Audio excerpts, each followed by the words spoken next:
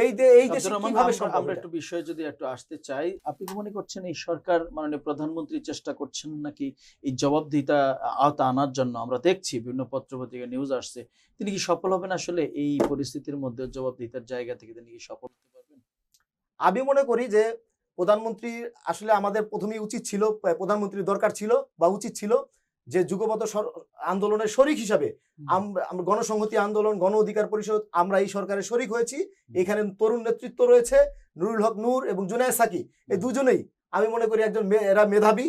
আমি এদের অন্তত এদের একটা ফুল মন্ত্রণালয়, একটা পূর্ণ মন্ত্রিত্ব এদের দেওয়ার দরকার ছিল এবং তাদের মেধার সঠিক ব্যবহারটা আমরা এখান থেকে পেতাম। কিন্তু আমরা সেখানে কি দেখলাম? আমরা দেখলাম যে নুরুল হক নূর, তাকে করা হয়েছে প্রতিমন্ত্রী, সেখানে আবার প্রধানমন্ত্রীর উপদেষ্টা আছে মাহাদি আমিন, তারপরে আছে আবার শ্রম মন্ত্রণালয়ের মন্ত্রী আরিফুল হক, তাকে আবার পূর্ণমন্ত্রী, অর্থাৎ একজন মন্ত্রী, একজন উপদেষ্টা, তারপর একজন প্রতিমন্ত্রী বানা রাখছে। এইখানে আমি মনে করি অলংকারিকভাবে তাদেরকে বসানো হয়েছে। যদি সরকার সত্যিকার অর্থে যদি পরিবর্তন চাইতো, আজকে তরুণ মেধাবী নেতৃত্বকে যদি সত্যি করে তাদের কাছ থেকে ভালো কিছু পাওয়ার চিন্তা করতো, সরকারে যদি তারেক রহমানের যদি সদিচ্ছা থাকতো, আমি মনে করি তাহলে অন্তত জুনায়েদ সাকি, নুরুল হক নূর, তাদেরকে একটা ফুল মিনিস্ট্রি দিয়ে অন্তত তাদের মেধার সঠিক আউটপুটটা এই রাষ্ট্রকে দেওয়ার সুযোগ ছিল। আপনি মেধার বিকাশ ব্যত্যয় ঘটছে বলে মনে অবশ্যই অবশ্যই এখানে দেখেন, ওই যে আমাদের রুবেল ভাই যেটা বলেছেন যে অর্থ মন্ত্রণালয়ের আজকে এই যে বাজেট তদারকি থেকে শুরু করে আজকে কোনো কার্যক্রমই সঠিকভাবে হওয়ার এখনো কোনো সম্ভাবনা দেখছি না। অথচ জুনায়েদ সাকি, ওনাকে দায়িত্ব দেওয়া হয়েছিল অর্থ এবং পরিকল্পনা মন্ত্রণালয়ের, দুইটা মন্ত্রণালয়ের প্রতিমন্ত্রীর দায়িত্ব দেওয়া হয়েছিল। আমরা কয়েকদিন যেতেই দেখলাম তাকে অর্থ মন্ত্রণালয় থেকে সরিয়ে শুধুমাত্র পরিকল্পনা মন্ত্রণালয় প্রতিমন্ত্রী করা হয়েছে।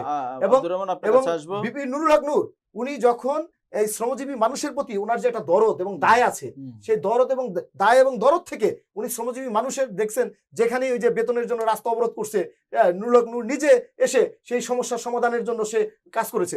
অর্থাৎ এই যে শ্রমিকদের সাথে যে তার সম্পর্ক, এই সম্পর্কের জন্য সরকার চিন্তা করলো যে না, তাকে এই জায়গাটা রাখা যাবে না, তাকে ওইখান থেকে সরায় শুধুমাত্র প্রবাসী কল্যাণ মন্ত্রণালয়ের প্রতিমন্ত্রী হিসাবে রেখেছে, শ্রম মন্ত্রণালয় থেকে।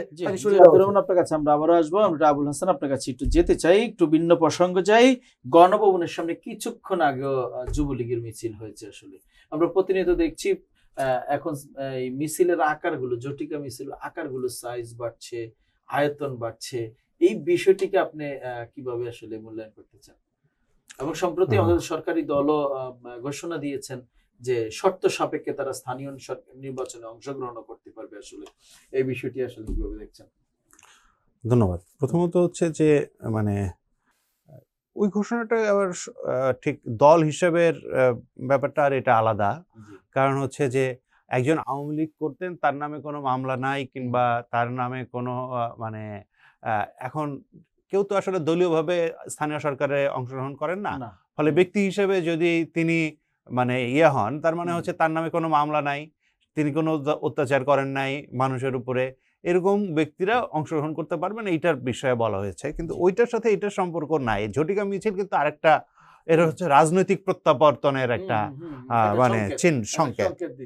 তো এখন রাজনৈতিক প্রত্যাবর্তনের একটা সংকেত আসলে অনেকদিন থেকে দিচ্ছে, এবং এটাকে দুইভাবে দেখা যাইতে পারে। যে একটা হচ্ছে যে আপনি মানে একটা কথা বলা হয় যে আসলে আপনি জামায়াত ইসলামীকেও তো অনেকদিন নিষিদ্ধ করে রাখছিলেন, তাকে কি নিষিদ্ধ করে রাখা শেষ পর্যন্ত গেছে? রাজনীতি কি আসলে নিষিদ্ধ করে রেখে করা যায়? এটা একটা প্রশ্ন। আরেকটা প্রশ্ন হচ্ছে যে আমি সেটাই বলতে আসতেছি। আরেকটা প্রশ্ন হচ্ছে যে আপনি কি যারা যে ধরনের অপরাধ করেছে ওই অপরাধ সহই আবার আপনি রাজনীতিতে তাকে গ্রহণ করবেন না? তাহলে এইখানে প্রথমত হচ্ছে যে আসলে এই কথাটা আমরা প্রথম থেকে বলে এসেছিলাম যে আপনার বিচার প্রক্রিয়া, আর প্রথমে তো আসলে ন্যায্য বিচার হইতে হবে। ন্যায্য বিচারের পরে ট্রুথ এন্ড রিকনসিলিয়েশনের প্রক্রিয়া শুরু করতে হবে।